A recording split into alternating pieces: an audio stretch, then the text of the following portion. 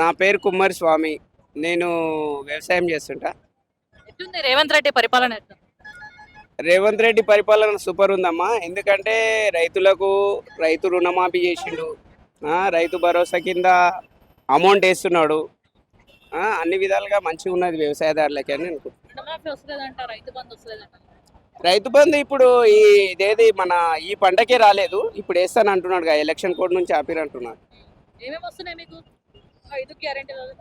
నాకు current free వస్తుంది 200 యూనిట్లు. తర్వాత నాకు రైతు రుణమాఫీ అయింది. రైతు భరోసా పడ్డది ఇంతకుముందు. సన్న బియ్యం వచ్చింది. నాకు కొత్తగా రేషన్ కార్డు వచ్చింది.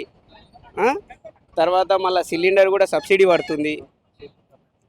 ఇంకా ఇంకా ఇండ్లు వచ్చినాయి మా ఊరికి. చాలా రకాలుగా నడుస్తుంది కదమ్మా. ఫ్రీ బస్ నడుస్తుంది.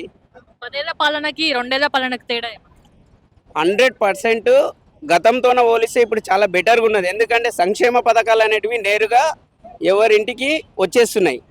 ఇంతకుముందు మనకు ఒక ఏది వాటర్ సోర్స్ ఒకటి ఇచ్చినారు, తర్వాత రైతు బంధు ఒకటి ఇచ్చినారు. కానీ ఇప్పుడు ఫ్రీ కరెంట్ ఎవరు యూజ్ చేస్తారమ్మా? గరీబ్ వాళ్ళు యూజ్ చేస్తారు. 200 యూనిట్ల కరెంట్ అది జెన్యున్గా వేస్తున్నారు మనకి. ఫ్రీ బస్సులు ఎవరు తిరుగుతారు? ఫ్రీ బస్సులో కూడా గరీబ్ వాళ్ళే తిరుగుతారు.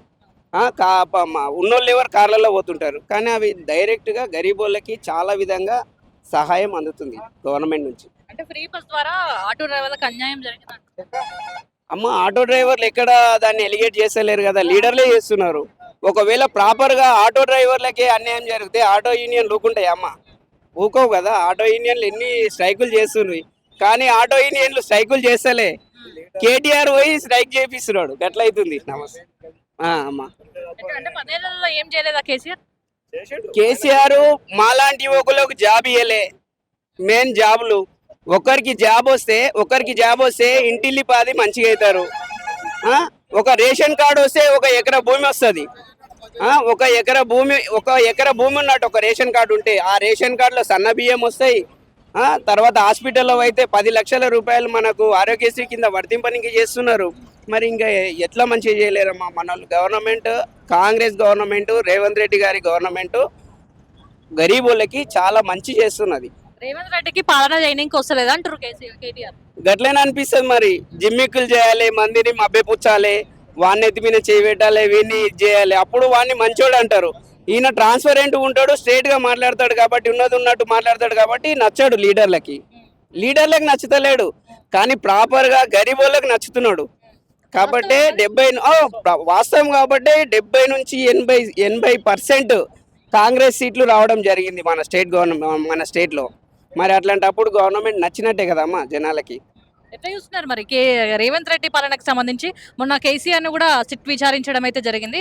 ఒకవేళ కేసీఆర్ని కనుక అరెస్ట్ చేస్తే తెలంగాణలో మరో ఉద్యమం చేస్తాం, ఖచ్చితంగా రేవంత్ రెడ్డిని బొంద పెడతామంటూ.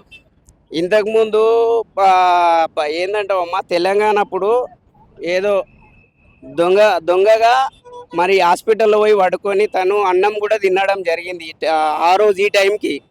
అదే టైంలో ఉస్మానియా యూనివర్సిటీలో ఉన్నటువంటి విద్యార్థులు ఆ యొక్క ఉద్యమాన్ని పుంజుకోవడానికి వాళ్ళ ఒక ధోరణి కట్టుకోవడం వల్ల కొట్టేటట్లున్నారనే విషయం తెలుసుకొని మరి కేసీఆర్ దొంగ అమరణ నిరాహార దీక్ష చేయడం జరిగింది. అట్లనే సపోర్ట్ చేస్తాడని అనుకుంటుండు. దొంగనే అంటారు కానీ ఆ రోజేమో ఉద్యమం చేసిండు కాబట్టి అట్లా అయింది. ఈ రోజు ఉద్యమం కాదు కదా అమ్మ, దొంగతనం చేసిండు.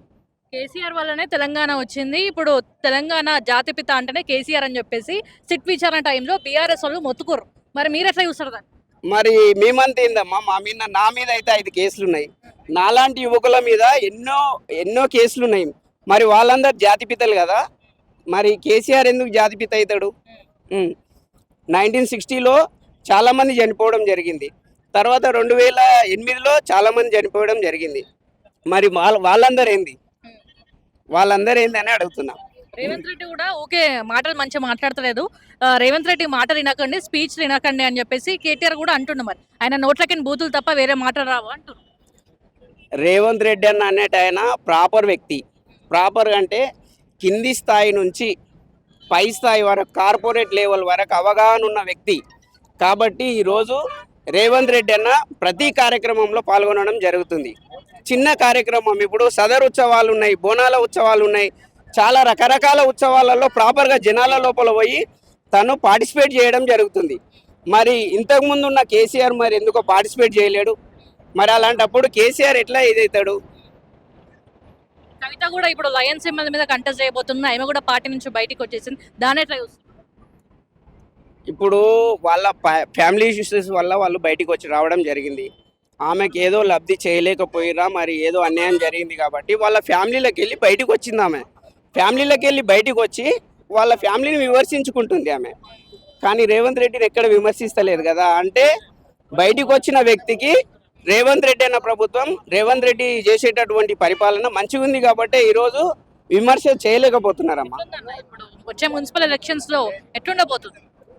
వచ్చే మున్సిపల్ ఎలక్షన్లో 100% దాదాపు 100% మున్సిపాలిటీలు మొత్తం కాంగ్రెసే కైవసం చేసుకుంటుంది.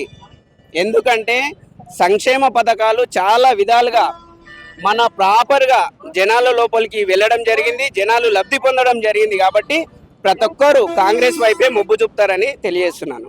అంటే కాంగ్రెస్ పార్టీకి ఓట్లు వేసి తప్పు చేసినామని చెప్పేసి కూడా కొంతమంది అంటున్నారంట. ఎందుకంటే ఇప్పుడు వచ్చే దాంట్లో బీఆర్ఎస్ పార్టీ వస్తే మంచిగా ఉంటది అని చెప్పేసి కొంతమంది మాట్లాడుతున్నారు. ఒక్కటే అమ్మా, జనాల లోపల 10 మందిలో 10 మంది ఒక వ్యక్తిని మెచ్చుకోవాలని గ్యారెంటీ ఉండదు. 10 మందిలో 8 మంది మెచ్చుకున్నారు ఇప్పటికే. ఎట్లా 8 మంది మెచ్చుకున్నారంటే 100% ఉన్నటువంటి స్థానిక సంస్థల ఎన్నికల్లో గ్రామ పంచాయతీ ఎలక్షన్స్లో 70 నుంచి 80% కాంగ్రెస్ తరపుకెళ్ళి నిలబడ్డటువంటి సర్పంచులు గెలిచినప్పుడే మేజర్ పీపుల్స్ ఈ యొక్క కాంగ్రెస్ పార్టీ గవర్నమెంట్ని, రేవంత్ రెడ్డి అన్న గవర్నమెంట్ని సమర్థిస్తున్నారని లెక్క. ఇది అవగాహన నేలల్లో మాట్లాడే మాటలు అవి. Thank you.